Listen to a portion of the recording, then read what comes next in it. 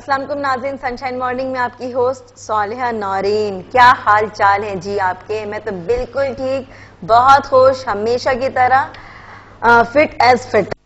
तो मैं वैसे चाहती हूँ जैसे मैं हूँ वैसे सारे लोग रहें, खासकर जो मेरे व्यूवर्स हैं, नाजरीन हैं, जिनसे मैं बहुत प्यार करती हूँ, जो मुझसे बहुत प्यार करते हैं, वो लोग भी खुश रहें हमेशा और ठीक ठाक रहें। तो जी नाजरीन, आज जो हमारा टॉपिक है उस पर बातें करते हैं। बताती हूँ मैं कि किसी खास मौके पे किस तरह से तैयारी करनी चाहिए जी। मतलब खास मौके कैसे कैसे होते हैं और सादगी से करनी चाहिए, बहुत ज्यादा हल्ला गुल्ला करना चाहिए, इन सारी चीजों पे बातें करते रहेंगे। सादगी का अपना एक अलग मजा होता है, हल्ला गुल्ला का अपना एक अलग मजा होता है। तो जी खास मौके से याद आया कि जैसे बर्थडे होती है, इसके अलावा अकीका है और शादी ब्याह है, एंगेजमेंट है, बहुत सारी चीजें होती रहती हैं, खास मौके होते हैं। शादी हो गई जी, वेडिंग एनिवर्सरी है, अब वो पता है क्या 25 साल के बाद silver jubilee, then golden jubilee मनाते हैं। खैर वो बड़े खुश नसीब लोग होते हैं जो मनाते हैं, वरना ज्यादा तो ये होता है कि शादी के बाद लड़ाई झगड़े, ये वो इंसान सारी चीजों में मसरूफ है। तुम्हारी अम्मा ने ये कह दिया, तुम्हारी बहन ने ये कह दिया, उन सब चीजों की वजह से आपस में तनाव पैदा हो जाता है। तो उसकी वजह से तो सारी जो वेडिंग एनिवर्सरी है, सारी चीजें इंसान भूल भाल जाता है। अच्छा, समटाइम ऐसा भी होता है कि जो हस्बैंड होते हैं, मियाँ जी, वो इतने ज्यादा बिजी होते हैं काम में, उनको याद ही नहीं रहता है कि आज हमारी वेडिंग एनिवर्सरी है। इवन उन्हें ये भी याद नहीं होता है कि भाई आज मेरी बेगम की जो बर्थडे है, क्या करना है, सेलिब्रेट करना है नहीं करना है, क्या करना है, किस तरह से करना चाहिए हमें। तो इन सारी चीजों को याद रखना चाहिए। खैर, क्योंकि जो बीवियां होती हैं उनको बहुत ही ज्यादा एक्सपेक्टेशन होती है, जो औरतें होती है ना, उनके लिए कितना कुछ कर लो कम ही लगता है उन्हें। मतलब हर थोड़ी थोड़ी सी बात में नाराज हो जाना, अफसुर्दा हो जाना, टेंशन ले लेना, सारी चीजें होती रहती हैं जी। इन सारी चीजों पे बातें करेंगे हम आपसे। आज के खास मौके की तैयारी कैसे होनी चाहिए, मेकअप कैसा होना चाहिए, ड्रेस कैसे पहनने चाहिए, और इसके साथ ही साथ अगर आपके फेस पे कोई प्रॉब्लम है तो अगर हम डॉक्टर के पास जाते हैं, डर्माटोलॉजिस्ट के पास जाते हैं या कॉस्मेटोलॉजिस्ट, हर्बलिस्ट के पास जाते हैं, बहुत सारे लोगों को कॉस्मेटिक सूट नहीं करती, तो इस वजह से वो हर्बल प्रोडक्ट्स यूज करते हैं। तो उन सारी चीजों पे भी हम आपको बताएंगे। तो आज का शो बहुत ही इंपॉर्टेंट है, जितने लोग भी देख रहे हैं वो आराम से बैठकर इत्मीनान से देख लें। जब ब्रेक का टाइम हो तो लाजमी जाए, फटाफट चाय का कप लेकर आए, बैठे हैं, चाय पीते पीते जी लुत्फ अंदोज हो चाय से भी और हमारे शो से भी। तो इसके साथ ही साथ हमारे साथ अभी जो मौजूद है जी, उनका इंट्रोडक्शन करवा देती हूँ। बट पहले आपको एक बात बताऊं मैं कि हमें ज्वाइन करने का तरीका क्या है। फेसबुक पे पेज मौजूद है हमारा सनशाइन मॉर्निंग का, आप लाइक कर सकते हैं, टेक्स्ट कर सकते हैं, फीडबैक दे सकते हैं, इनबॉक्स कर सकते हैं, और उसके साथ ही साथ जी आप हमें कॉल भी कर सकते हैं 0213589027 पे।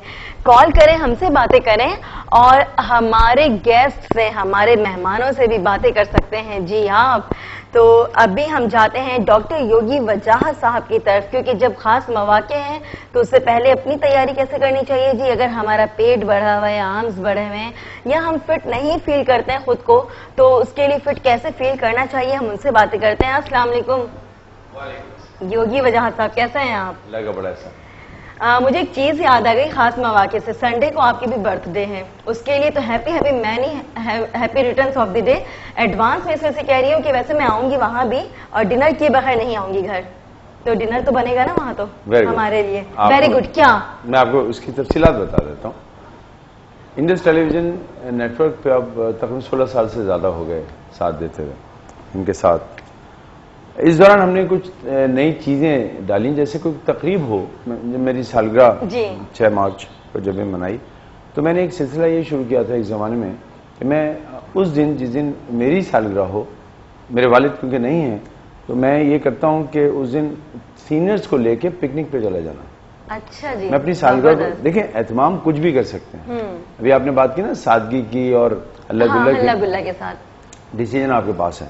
तो मैं उस दिन पिकनिक पे जाता था, यहाँ से कंट्री साइड शैले, हमने कई पिकनिक्स की हैं जहाँ सीनियर्स हमारे साथ होते थे और हम उनके साथ पूरा दिन गुजारते थे। इस दफा थोड़ा सा मुख्तलिफ है। इस दफा मैंने ये किया है कि मैंने अपनी तरफ से अपनी सालगिरह वाले दिन एक फ्री वर्कशॉप रखा है, और ये वर्कशॉप जो है पेरेंट्स के लिए है, यानी वालिदैन के लिए है, फ्री ऑफ चार्ज है, उसकी कोई एंट्री फीस नहीं है। डिफेंस में एक सर एक चीज पूछना चाहूंगी, सारी चीजें वालिदैन के लिए क्यों है? देखो, बड़ा जरूरी है कि बेस को सही किया जाए। हम बच्चों को सही करने की कोशिश करते हैं, जबकि हमें वालिदैन को बहुत ट्रेन कर देना चाहिए ताकि वो बच्चों को ट्रेनिंग दे सके। अगर ट्रेन आदमी किसी को ट्रेनिंग देगा तो ट्रेनिंग अच्छी होगी। अनट्रेन आदमी ट्रेन करेगा तो क्या होगा? तो आजकल जो हमारे रोडों पे और इधर उधर नजर आ रहा है, ये वो बच्चे हैं जिनको शायद उस तरह ट्रेन नहीं किया गया। मेरी अपनी सी कोशिश है, मैंने अपना ऐसा समझा है कि उसका नाम भी मैंने रखा है groom your self before groom your child, यानी अपनी तरबियत कीजिए अपने बच्चों की तरबियत से पहले। अब ये सालगिरह है मेरी, लेकिन मैं आपको एक बात और इसमें बताता चलूं, और जो मेरे नाज़रीन इस वक्त मुझे देख रहे हैं, आपकी इत्तला के लिए अर्ज है कि 4 से 6 बजे वर्कशॉप है, बट मैं क्योंकि कॉर्पोरेट सेक्टर में काम करता हूं तो मुझे कंपनी ने कहा सर हमने हैदराबाद में अरेंज किया हुआ है प्रोग्राम और सुबह से लेकर शाम तक आपने हमारे साथ रहना है। मैंने कहा जी ये हो ही नहीं सकता, मैं तो यहाँ पे मसरूफ हूँ। अब तय ये हुआ है कि सुबह 9 बजे मैं हैदराबाद में मौजूद होऊंगा, मैं वहाँ पे उनके साथ पूरा प्रोग्राम करूंगा संडे के दिन। वहाँ से 12 बजे मैं निकलूंगा, 3 बजे मैं कराची पहुंचूंगा, 3:30 बज जाएंगे। डायरेक्टली मैं उस हॉल में जाऊंगा जहाँ पे लेक्चर देना है, ठीक 4 बजे मैं अपना लेक्चर शुरू करूंगा, 6 बजे अपना लेक्चर खत्म करूंगा, और मैं मुतमईन रहूंगा कि उस दिन मैंने बहुत बेहतरीन सेलिब्रेट किया अपनी सालगिरह। माशाल्लाह। सालगिरह का मतलब केक काटना नहीं है। अगर आप केक काटते हैं तो ये तो केक नहीं काटते हैं, नहीं हरगिज नहीं, ये सिर्फ बेकरी वाले का फायदा होता है। देखो क्या खिलाते हैं फिर गेस्ट को? खाना खिला दीजिए, लेकिन अच्छा जी। जो रिवायतें हैं जिसमें आप मोमबत्तियां जला रहे हैं, ठीक है, ये एक तरीका है आपके पास। हाँ। मैं मना नहीं करता, लेकिन मैं ये करता हूं कि बजाय उनके कि उन मोमबत्तियों को जला के राख कर दूं और ख़त्म कर दूं, मैं कहता हूं कि वो केक ना लीजिए, केक की जगह फ्रूट ले लीजिए। तो हम टेबल पे फ्रूट रख लेते हैं, काटनी है ना, सेब को काट दिए, चलो हैप्पी बर्थडे, क्या करें? लेकिन ये बताएं रिवायतें डालेगा कौन? रिवायतें आप और मैं डालेंगे। न जाने कितने लोग बच्चे हैं। मैं आपको एक मिसाल दे देता हूँ, बड़ी तल्ख सी और बड़ी संजीदा सी मिसाल होगी। मैंने बड़ी गुर्बत से जिंदगी गुजारी है, और मेरे घर में सालगिरह का वो कॉन्सेप्ट नहीं है जो आप समझती हैं। अच्छा, केक लाना, ये लाना पॉसिबल नहीं था ना, ऐसा कोई एहतमाम किया गया। अम्मी और मैं और मेरी छोटी बहन, मेरी बड़ी बहन, मैं छोटा था, तो बहन की शादी के बाद तो फिर बिल्कुल ही सिलसिला ऐसे ही रहा। मैं इस तरह बहुत मुतवज्जो हूं ताकि आप जरा और कर सकें, आपके लिए बात कर रहा हूँ। एहतमाम कीजिएगा जो आपको करना है, मैं उसमें नहीं कह रहा। लेकिन जब मैंने देखा कि हर किसी के यहाँ केक कटता है, तो मेरा भी ख्वाहिश थी कि केक कटे, और केक तो बहुत दूर की बात है, पेस्ट्री भी नहीं मिलती थी। लिहाजा मैं ये करता, और मेरी 2 सालगिरहें होती हैं, एक 6 मार्च को है और एक 30 रमजान को है। यानी एक्चुअली 6 मार्च 3 रोजे को पड़ा था। अच्छा, तो मैं दोनों तरीके से सेलिब्रेट करता हूँ, जबरदस्त, दोनों पहलू हैं। हाँ जी।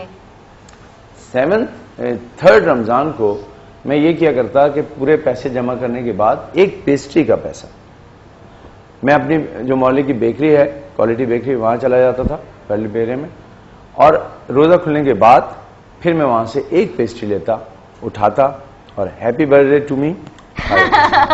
मुझे ऐसा लगा कि ये केक बड़ी जरूरी है काटना।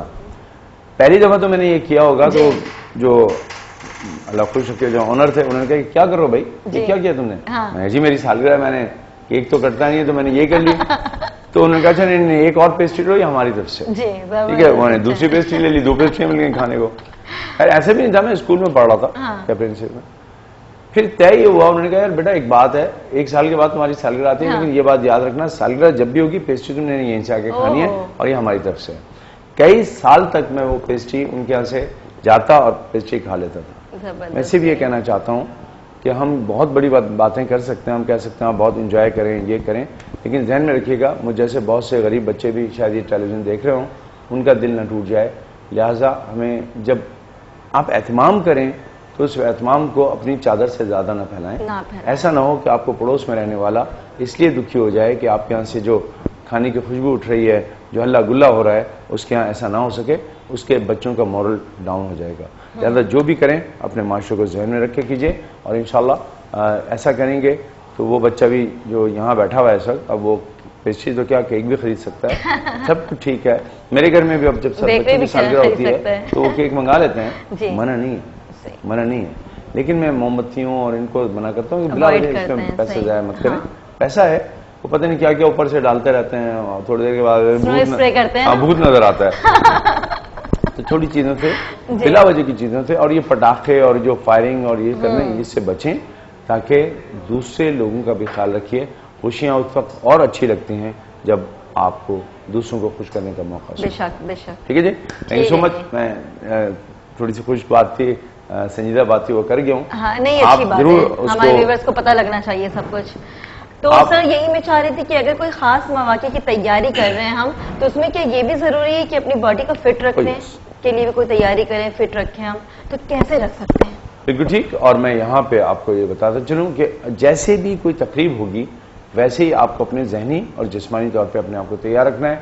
तो सबसे पहले तो मैं आपसे दरख्वास्त करूंगा कि आप रिलैक्स होकर बैठ जाएं, ज्ञान मुद्रा लगा लें। ये ज्ञान मुद्रा है, ठीक है।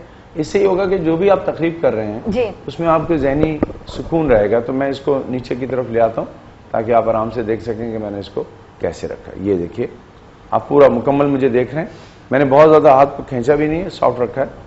अगर आप सॉरी अगर आप किसी तकलीफ से पहले थोड़ी सी देर, लेकिन आइडियली अगर 20 मिनट तक सुकून में बैठ जाएं तो फिर बड़ा मजा आता है, आप वो बड़े फ्रेश रहेंगे। लेकिन एक पोज मैं आपको बता रहा हूं आज, ये वैसे भी मुझे बहुत पसंद है, बालासन चाइल्ड पोज। ये तकलीफ से थोड़ी देर पहले कर लीजिए, आपका फेस इतना फ्रेश रहेगा कि लोग आपसे पूछेंगे वाह जनाब क्या सुकून है आपके चेहरे पे। चेहरा तरोताज़ा भी हो जाता है और जहनी तौर पे आप बहुत पुरसुकून हो जाते हैं, लिहाजा जिस्मानी तौर पे आप बहुत निखरे हुए नजर आते हैं। मैं उसको करता हूँ। ये 5 मिनट से लेकर 45 मिनट तक लगाया जा सकता है, लेकिन किसी तकलीफ से पहले आप इसको थोड़ी सी देर लगा के भी बहुत अच्छा रह सकते हैं।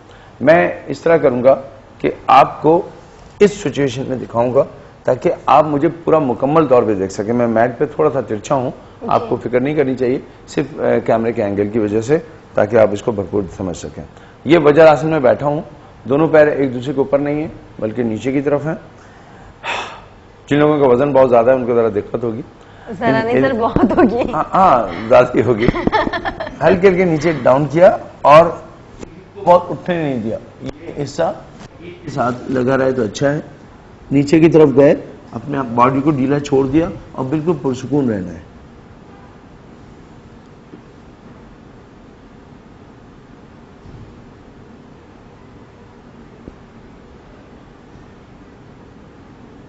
सही, जैसे हम सजदे की हालत में होते हैं।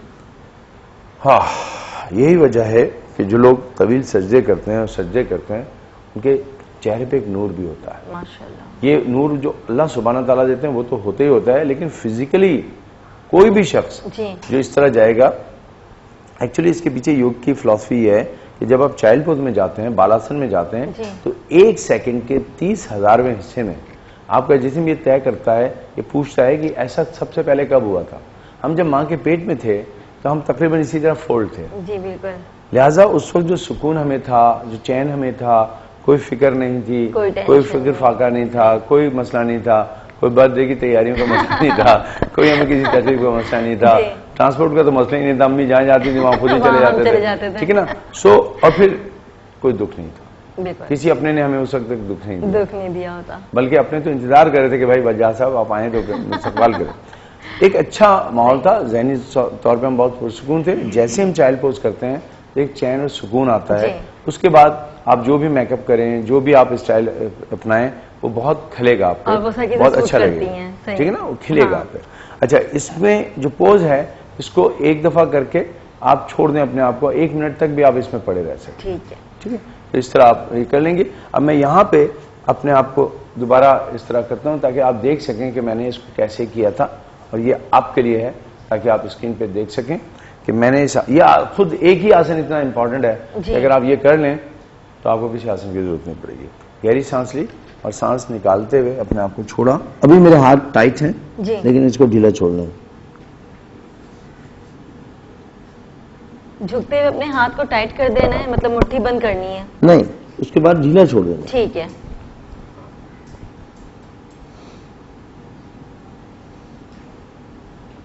ये भी 1 से 2 मिनट कर सकते हैं, जितना ज्यादा करेंगे उतना फायदा है। अच्छा, और जितना आप मिनिमम कितने टाइम तक कर सकते हैं? इसको 5 मिनट तक करें तो बहुत मजा आएगा, बिल्कुल पुरसुकून हो जाएंगे। जिन लोगों को जहनी तौर पे बहुत मुश्किल है, स्ट्रेस का शिकार है, डिप्रेशन का शिकार है, उनके लिए आइडियल पोज है। खाली पेट किया जाए, सुबह निहार मुंह किया जाए, लेकिन जब आप किसी तकरीब में जा रहे हैं तो उससे पहले दायरे में पेट खाली होता है क्योंकि तय होता है वहां जाकर खूब खाएंगे। तो आप उस खाली पेट में अपने आप को इस पोज में ले जा सकते हैं। बाला आसन, बाला मीन्स बच्चा, बच्चे का अंदाज है। और एक और पोज होगा जो मैंने पहले भी किया था, काकी मुद्रा। काकी मुद्रा भी क्योंकि चेहरे को फ्रेश करता है, तो इसको फ्रेश करें, क्योंकि तकरीब में जब आप जा रहे हैं जी। तो आप चेहरे को निखार सकते हैं, पेट और जिस्म तो जितना आपने मेहनत की थी वो पहले ही बेचारा सही हो गया होगा, वो उस वक्त कुछ नहीं हो सकता कि आज मैं बिल्कुल पेट अपने अंदर कर दे जाऊंगी, ऐसा नहीं होगा कि वो पहले आपको मेहनत करनी है। सो इसमें काकी मुद्रा मुझे कहा भी गया था कि दोबारा मैं बता दूं, तो देखिए मैं काकी मुद्रा करके दिखा रहा हूँ। इसमें बहुत टेक्निकल पोज है। पहले मैंने उंगलियां टच कर ली हैं, अंगूठे को छोड़ दिया है, अब अंगूठे को मैंने यहाँ नाक पे रखा, मुंह से सांस लूंगा, मुंह से सांस लेने के बाद मुंह में पूरी सांस हवा भर लूंगा, हवा भरने के बाद फिर मैं गर्दन को नीचे करके उसको होल्ड करूंगा, मुंह में रहेगी सांस लेकिन सांस निकालूंगा नहीं। कुछ देर मुझे ऐसा करना है।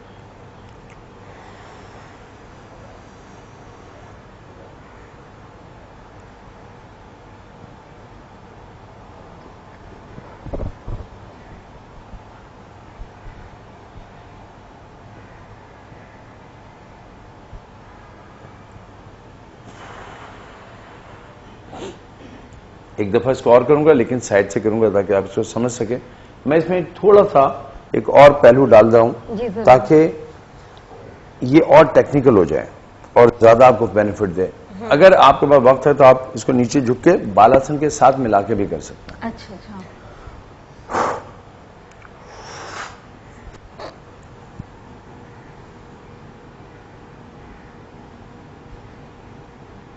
सही।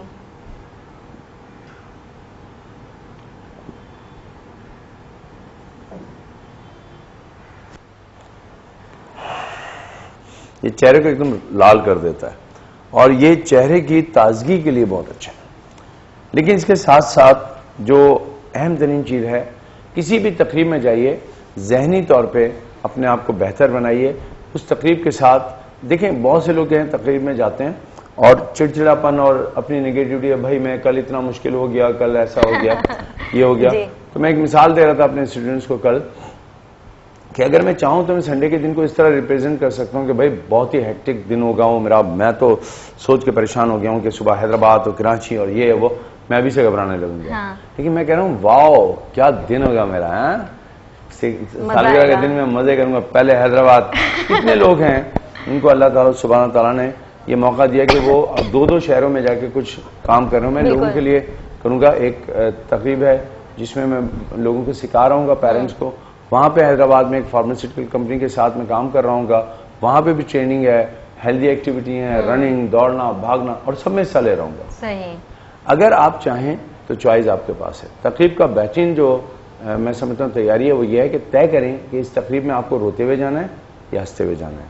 इस तकरीब में आने वाले मेहमानों का इस्तकबाल मुस्कुराहट से करना है या चिड़चिड़ाहट से करना है, तय आपने करना है। आप तय कर लीजिए कि आपकी तकरीब का जो मेन फ्रेम है वो क्या है। मेन फ्रेम होना चाहिए मुस्कुराहट, ऑनर, रिस्पेक्ट।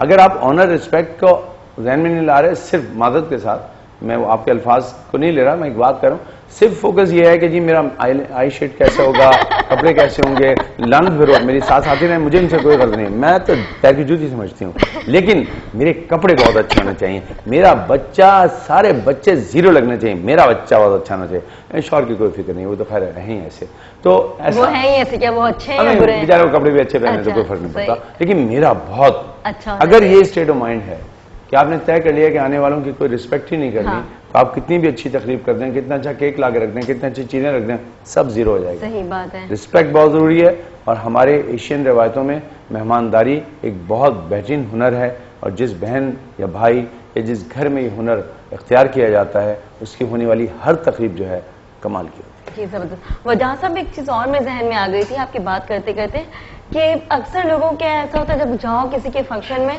तो जस्ट वो लोग अपने ही चीजों में बस बिजी रहते हैं, मतलब खुद को, आपने बताया ना कि औरतों का ये होता है कि भाई मेरे बच्चे अच्छे लगे और मैं अच्छी लगूं, तो ये क्यों होता है ऐसा, क्या मतलब क्या परसेप्शन है उनका?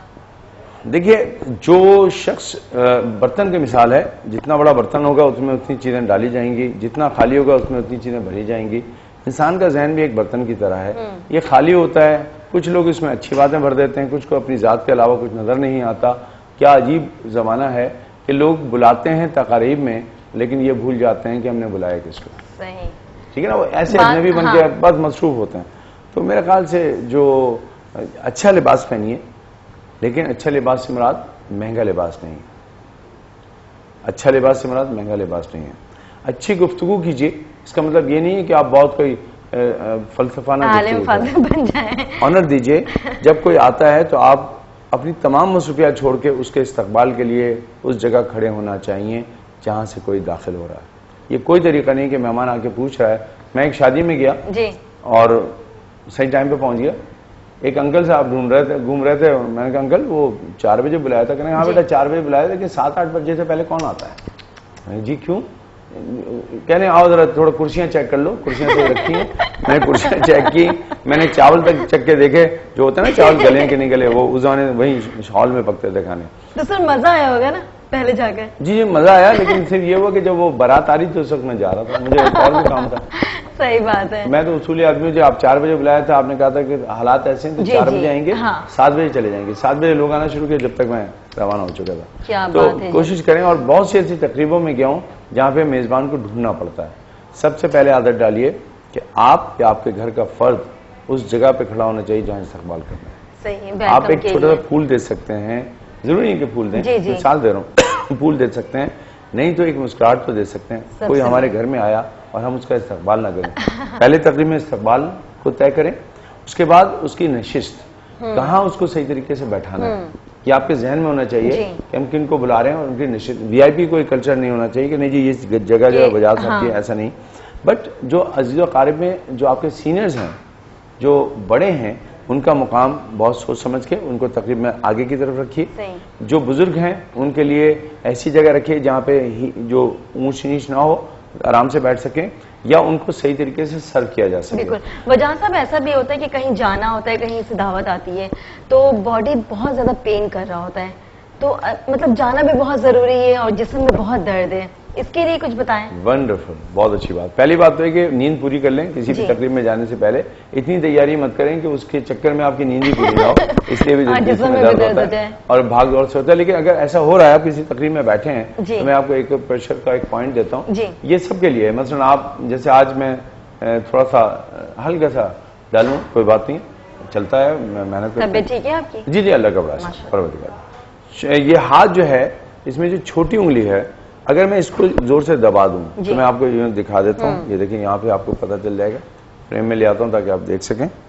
ये जो उंगली है इसको मैंने अंगूठी से दबा दिया है। ठीक है, जैसे राइट हैंड के दोनों को। अच्छा, दोनों दबा सकते हैं। ठीक है, ये मैं दबा रहा हूँ, अपने अंगूठे से दबा रहा हूँ। ठीक है, इसका इस तरह आप समझ जाए, दबा रहा हूँ तो जरूरी है कि मैं इसको दिखाऊं, मैंने यूं करके दबाया है। अब ये किसी तकरीब में भी आप कर सकते हैं। ठीक है, ये तकरीब में भी कर सकते हैं। और जैसे ये करेंगे आप एकदम अलर्ट हो जाएंगे, टाइट हो जाएंगे, बहुत बिल्कुल ऐसे ओ माशाल्लाह माशाल्लाह। अच्छा। तो कहेंगे आप बड़े अलर्ट एक्टिव हो जाएगी। तो अगर आप बहुत डल हो रहे हैं तो आप इस तरह कर लीजिए। हम मीडिया में जब हम काम कर रहे होते हैं तो अगर बहुत ज्यादा थकन है, रात को नींद पूरी नहीं हुई, तो चुपचाप यूं लगा के बैठ जाते हैं जब कैमरा हम पे नहीं होता। जब कैमरा आता है तो आराम से, फिर जब जाता है तो ये बहुत सिंपल सी बात है। और जो आप थकन की बात कर रही हैं, उस थकन में नींद का बहुत गहरा ताल्लुक है। पानी का इस्तेमाल सही कीजिएगा और कोशिश करें कि अगर आप वैसे ही थके हुए हैं और दीगर मामलात हैं तो ऐसे मौजूआत को ना छेड़ें जो डिप्रेशन का बायस बनते हैं। वो आपको और ज्यादा डर कि कोई ऐसी चीज हुई हो या कोई ऐसी बात हुई उसकी वजह से। ऐसा ना हो कि तकरीब शुरू हुई तो अस्सलाम वालेकुम आइए भाई, बड़ी मुश्किल हुई आपके आने में, पहले तो गाड़ी पंचर हो गई, फिर पंचर वाले कहाँ आजकल सीधे होते हैं, 3 पंचर थे 5 लगा दिए, हाय ये तो जमाने खराब है, मुल्क में आजकल क्या होगा। ये जनाब पूरी तकरीब जो थी बच्चे की सालगिरह जो है। सब आपके साथ? नहीं, मेरे साथ नहीं होता। मैं तो कहीं जाता हूँ तो मैं एक टेक्निक पे अमल करता हूँ, ये बहुत कमाल की टेक्निक है। इसको पंजाबी में एक लफ्ज है जो मुझे मेरा दोस्त है सुहेल जिंदानी, इसका ये बनाया हुआ है, की फर्क पैदा है, क्या फर्क पड़ता है। तो इसकी एब्रीविएशन हमने बनाई है के फर्क पी और KFP हमने बनाया, की फर्क पैदा है। तो जब मैं कहीं शादियों में जाता हूँ, वजाद साहब अस्सलाम वालेकुम, क्या हाल चाल है वजाद साहब। वजाद ये क्या आजकल जैसे लोगों में ये मामला चल रहे हैं, जो क्या तो मैं अंदर ही अंदर बोलता होता हूँ KFP, क्या फर्क पैदा है, क्या फर्क पैदा है, पढ़ता रहता हूँ, क्या फर्क पैदा है, सुनता रहता हूँ। अच्छा, वो क्या समझते कि आप तस्बीहात कर रहे हैं? नहीं, तस्बीहात क्या, बेचारे वो कह रहे होते हैं जिन चीजों का। देखें, एक है मेहमानदारी जो मेजबान की जिम्मेदारी जी, और एक है मेहमान की जिम्मेदारी जो मेजबान के जा रहे हैं। आप जिस तकरीब में जा रहे हैं आप पे भी जिम्मेदारी है। अगर आप मेहमान हैं तो कुछ तकरीबों में आपकी जिम्मेदारियां क्या बनती हैं कि अगर छोटी मोटी कोई गलती हो रही है तो उसको दरगुजर करें, पानी मिला लेकिन ठंडा नहीं था। हो सकता है कि जो बर्फ जहां से लानी थी या फ्रिज था खराब हो गया या ओवरडोज होने की वजह से वो ठंडा नहीं कर पा रहा, छोड़ दीजिए। ये बहुत गलत बात है कि खाना खाने के बाद ये बताना कि वो तो ठीक है लेकिन नमक कम था और बोटी भी इधर गली भी नहीं थी। Next time please try to गलाई द बोटी। डोंट से बोटी गलाई। वेरी गुड, जबरदस्त इंग्लिश। तो आई मीन ये मैं इंग्लिश को बहुत, अंग्रेजों ने बहुत बुरा किया ना हमारे साथ, तो मैं इंग्लिश को छोड़ता नहीं हूँ। मैं वो तमाम बदले इंग्लिश से लेता हूँ जो अंग्रेजों से लेने चाहिए। तो मैं चुचलाइजेशन, कुटनीपन, ये सारी टर्मिनोलॉजी जानता हूँ। अच्छा, क्या चुचलाइजेशन क्या होता है? वो आई मीन इस तरह अगर आप देखें, अल्लाह प्लीज ये टेबल को जरा सा साफ कराएं, अच्छा थोड़ा सा इसको घुमाएं, नहीं ज्यादा घूम के वापस लाएं, ये पानी का गिलास जो है इसमें थोड़ा मुझे ज्यादा नहीं, थोड़ा कम कर दें, थोड़ा ज्यादा, ये चोचले हैं ना। अच्छा, फजूलियात से। फजूलियात, हाँ ठीक है, आप ये बहुत अच्छा। फजूलियात तो इंग्लिश में कहते हैं चोचलाइजेशन। चोचलाइजेशन है। एक और इंग्लिश कही थी आपने इसके साथ साथ, वो कुटनीपन। कुटनी वो प्योर हमारा एशियन एजाज है। दुनिया में कोई और ये नहीं कर सकता जो हम करते हैं, वो ऐसा कोई नहीं कर सकता।